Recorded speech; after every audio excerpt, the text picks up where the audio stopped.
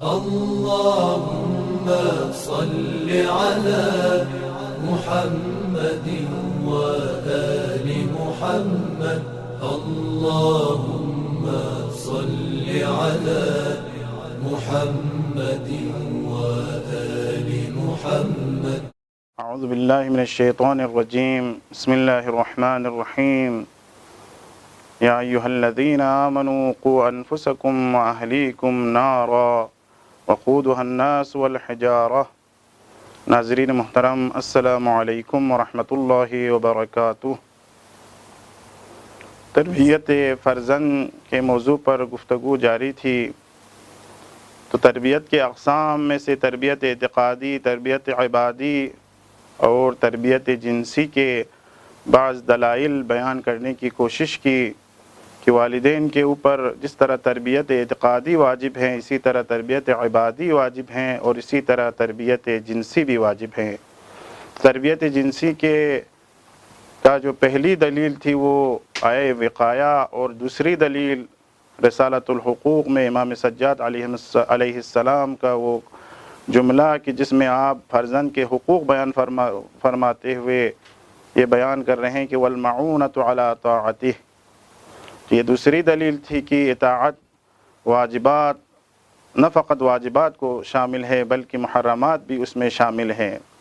تو اپنے فرزند کو جنسی انحرافات سے بچانا والدین کی شرعی ذمہ داری ہے.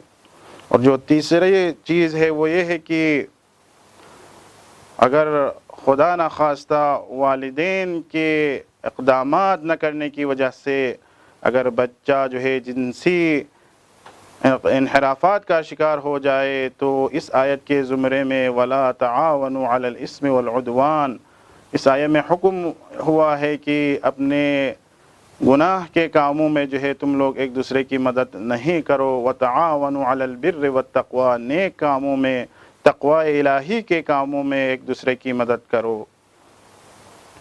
اسی طرح بیان ہوا کہ تربیت جنسی میں جو ہے آموزش جنسی بھی والدین کے اوپر ضروری ہے.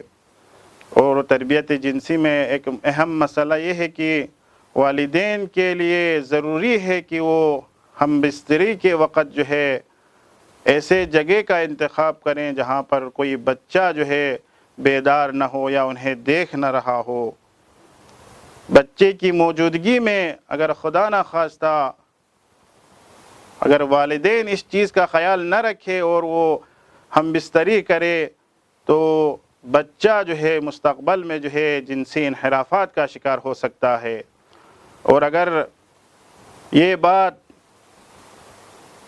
تربیتی امور کے ماہرین اگر یہ بات یہ کہہ دے کہ اگر بچہ جو ہے بیدار ہو اور والدین کے جو سانس ہیں اس سانس کے آواز کو سن رہا ہو اور پھر بھی والدین اس بات کی طرف توجہ نہ رکھ کر یہ کام انجام دے تو بچہ جو ہے وہ مستقبل میں جو ہے جنسی انحرافات کا شکار ہو سکتا ہے. تو اس صورت میں جو ہے واجب ہے والدین کے اوپر چھپ کر جو ہے کسی ایسے جگہ پر ہم بستری کرنا جہاں پر کوئی موجود نہ ہو.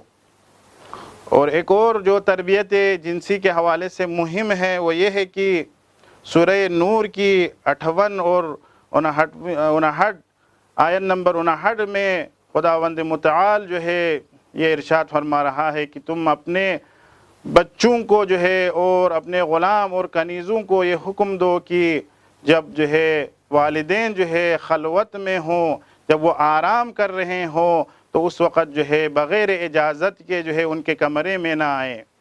تو والدین کی شرعی ذمہ داری ہے کہ اپنے بچوں کو اس بات کی طرف ان کو توجہ دے، ان کو سکھائیں جو ہے بعض چیزیں حریم خصوصی ہوا کرتا ہے کہ وہ ان حریم خصوصی میں بغیر اجازت کے داخل نہ ہوں. اس آیت میں جو ہے 3 معین جو ہے وقت کا ذکر ہوا ہے، ظہر کے وقت اور شام کے وقت جو ہے اور فجر سے پہلے جو ہے بچوں کو یہ حکم ہوا ہے کہ والدین کے کمرے میں جاتے وقت ان سے جو ہے اجازت لے کر جائیں. اسی طرح صرف یہ 3 وقت موضوعیت نہیں رکھتا ہے، ہر وقت اگر والدین جو ہے خصوصی کمرے میں ہو تو بچے کے اوپر شرعی ذمہ داری ہے، اگر بچہ بالغ ہو تو واجب ہے، اور اگر بچہ نابالغ ہو تو مستحب ہے کہ وہ اجازت لے کر جو ہے والدین کے کمرے میں جائیں۔ اب اس چیز کی تعلیم جو ہے والدین کے اوپر ہے کہ وہ اپنے بچے کو یہ سمجھا دے، اسے تلقین کرے، اسے مختلف طریقے سے یہ تعلیم دے کہ والدین کے کمرے میں جاتے وقت، داخل ہوتے وقت ان سے اجازت لے کر ہی داخل ہو جائیں، اور اگر وہ اجازت نہ دیں تو داخل نہ ہوں۔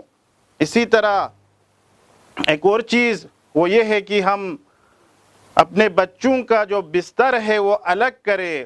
روایت کے مطابق جو ہے 10 سال کی عمر میں جب بچہ پہنچ جاتا ہے تو اس وقت والدین کے اوپر شرعی ذمہ داری ہے کہ اپنے فرزندوں کا جو بستر ہے اس کو الگ کرے۔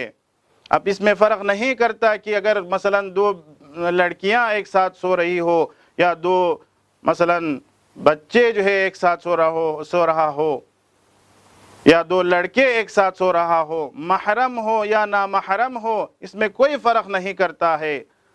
روایت کے مطابق جب بچہ جو ہے 10 سال کا ہو جائے، بچے 10 سال کا ہو جائے تو ان کے بستر جو ہے الگ کرنا چاہیے۔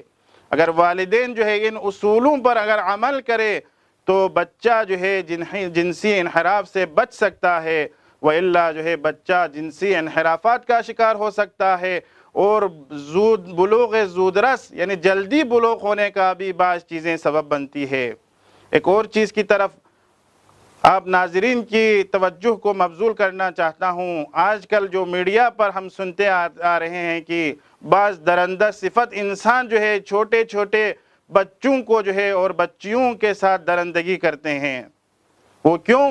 ان میں سے اگر آپ دیکھیں اس کا تجزیہ اور تحلیل کریں تو اکثر و بیشتر خود والدین کی غلطی نظر آتی ہے۔ سب سے پہلی غلطی یہ ہے کہ وہ اپنے جو ذمہ داری ہے اس پر عمل نہیں کرتے۔ والدین کے اوپر ذمہ داری ہے کہ اپنے بچوں کی صحیح کما حقہ حفاظت کرے۔ جب وہ اللهم صل على محمد وآل محمد اللهم صل على محمد وآل محمد